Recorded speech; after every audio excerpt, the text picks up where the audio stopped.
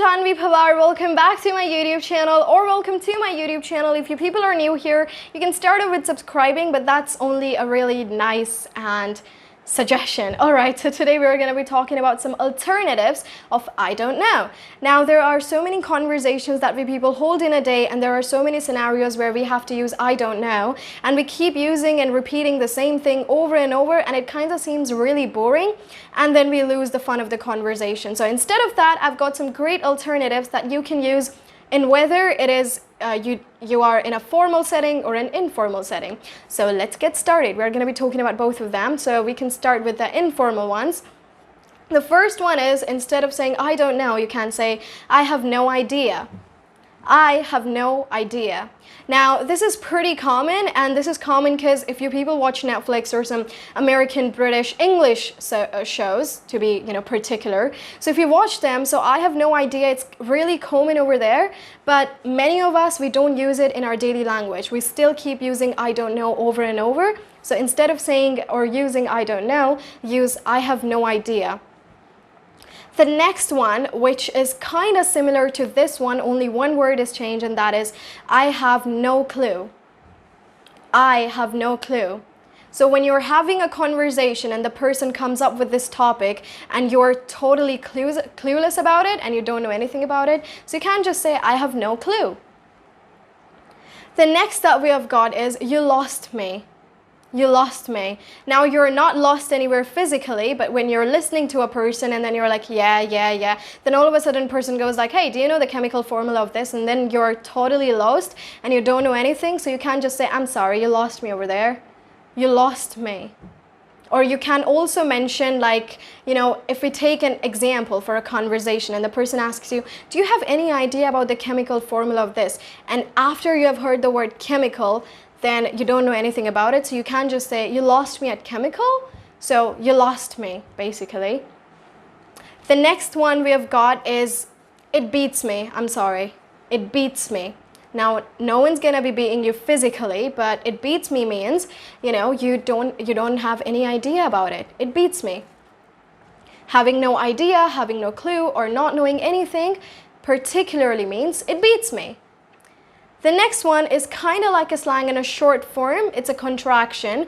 So, and this is what normal teenagers use. Well, every teenager use, like people like me. So instead of saying I don't know, we just say don't know. Don't know. It's just a 5-letter word, which is D-U-N-N-O. I don't know. So instead of saying I don't know too long, you can just normally say I don't know.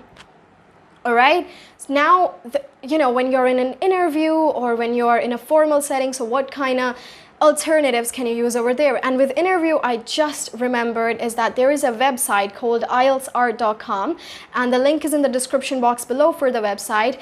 And personally, I just want to say is that this website is by Rekha Raj Mahajan ma'am. She used to be my teacher and she is still my teacher, and I really, really appreciate her work. So she provides you everything in her website. There is this English interview skills passage. So if you people trying to improve your interview skills, then she is providing you with an interview package, which is going to provide you some video lectures through which you can use and you can learn and you can get better knowledge and an insight in interview skills.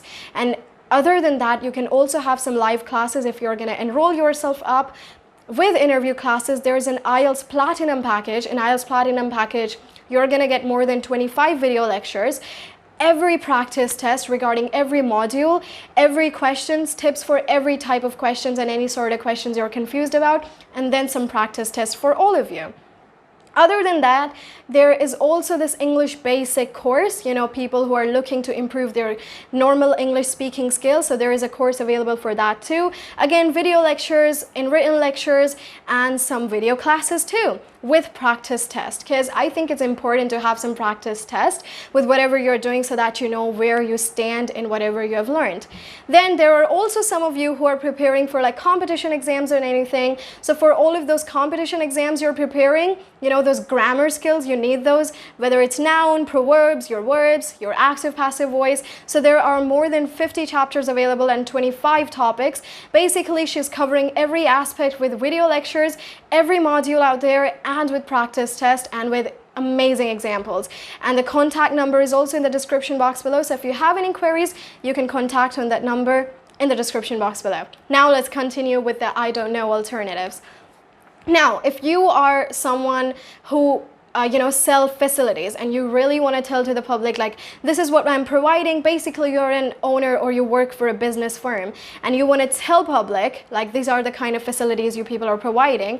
But when someone asks you a question and you don't know about it, so instead of saying, I don't know, you can just say, I'm sorry, I'll find about it. So basically, I'll find it. And using as soon as possible also adds to the politeness, and which shows, like, yes, you're concerned about it. So, I'm sorry, I'll find out about it as soon as possible. The next one is, okay, I'll get back at you as soon as possible. I'll get back at you as soon as possible. I'll get back at you means is that you're not going to take any revenge, but I'll get back on you on this. I'll get back at you on this. So on this means the whatever topic you're talking about, on that topic. So I'll get back at you on this as soon as possible. Now, when somebody is having a conversation with you and you have no idea about what is happening because that is not your field of expertise, like if you're a maths teacher, but an English teacher comes up to you and asks some questions about literature, then you can just say, it's not my field of expertise. It's not my field of expertise. It's not my field of expertise. Moving on, there is this another thing, when you are not the right person to ask questions to. So you can just say, I may not be the right person to ask this. I may not be the right person to ask this.